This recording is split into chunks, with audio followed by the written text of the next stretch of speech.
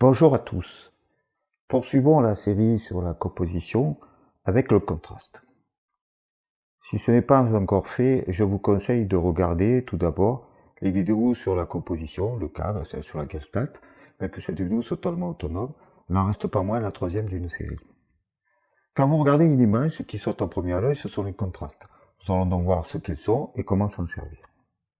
C'est parti.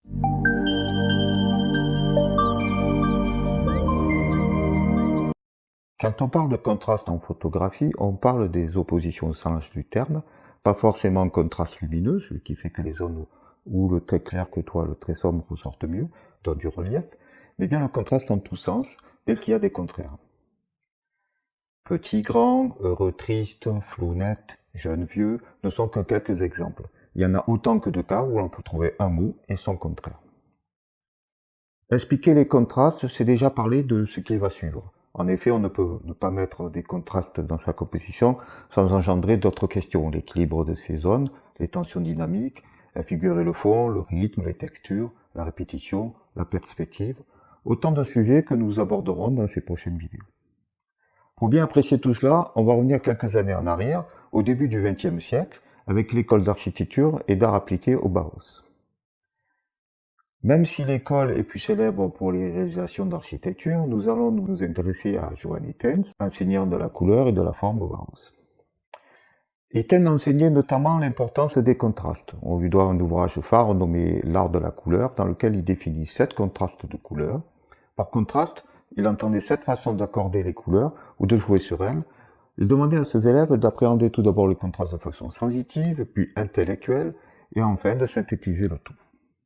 On va essayer d'aborder le tout sous l'angle de la photographie pour voir ce que cela peut nous apporter dans cet art. Pour qu'une image, une photographie ait quelque chose en plus, il faut qu'elle soit contrastée. Bien que le cadre ait son importance, on ne lui est pas consacré une vidéo pour rien, le contraste doit être apparent à nos yeux avant même la prise de vue, ensuite par la composition, puis le développement, on pourra le sublimer. Il faut donc habituer notre regard à voir les contrastes. L'art de la composition sera de les mettre en avant et de savoir placer sur la toile de notre cadre les éléments contrastés pour qu'ils ressortent, pour qu'ils apportent le sentiment qu'ils induisent de façon certaine. La couleur, c'est aussi l'outil essentiel de la peinture, et par extension de la photographie, par rapport à l'architecture ou la sculpture où elle est oubliée. Avant d'être photographie d'un paysage, l'œuvre est une composition mêlant couleurs dans une forme d'harmonie pour provoquer des émotions. Et qu'est-ce qui frappe l'œil? Le contraste. L'opposition de ces zones et par extension, quand le contraste est figuré, l'opposition des thèmes, des sentiments. Avant de voir les contrastes de sens, voyons d'abord les fameux contrastes de couleurs théorisés par Itten. On trouve en premier le contraste de couleur en soi. C'est le contraste le plus simple. On prend des couleurs primaires et elles se distinguent le plus possible. Le contraste clair-obscur. Au plus fort, le contraste entre le blanc et le noir, mais il fonctionne aussi entre les couleurs. Il se base sur l'écart entre les valeurs claires et les valeurs sombres, très utile pour mettre en évidence des parties de la composition par un jeu de lumière. Le contraste chaud-froid. Je ne vous apprends rien, les couleurs nous suggèrent le froid et le chaud. Le rouge, l'orange et le jaune donnent un sentiment de chaleur, le vert, le bleu, le violet, un sentiment de froideur. Dans son opposition maximum, on trouve le contraste entre le bleu-vert et le rouge orangé, notamment d'un coucher de soleil, terriblement efficace.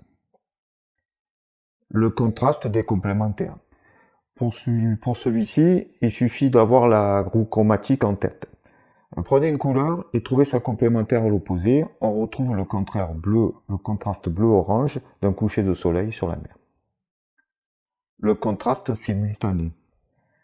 Une couleur placée sur des fonds de différentes couleurs ne produira pas le même effet.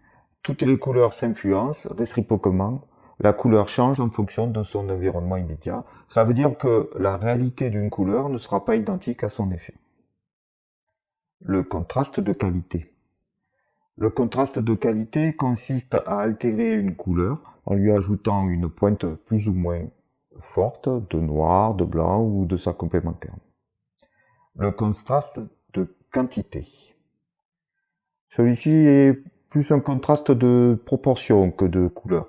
C'est par le poids que l'on accorde à une couleur et à une autre que l'on obtient. Jusqu'à présent, nous avons vu les contrastes de couleur ou de luminosité, mais nous avons évoqué aussi des contrastes tout aussi frappants, des contrastes de matière, de composition, de sens. Essayons d'en lister quelques-uns. Ils sont soit formels, soit de sens. Pour le formel, nous avons le flou et le net, très employé en portrait, le clair et l'obscur, la base du contraste de luminosité, le jour et la nuit, tous les contrastes de couleurs que nous avons déjà listés, mais aussi des contrastes de matière comme lisse, rugueux, mou, dur, léger, lourd, transparent, opaque. Des contrastes de lignes horizontales, verticales, circulaires, rectilignes, des contrastes de taille, grand, petit.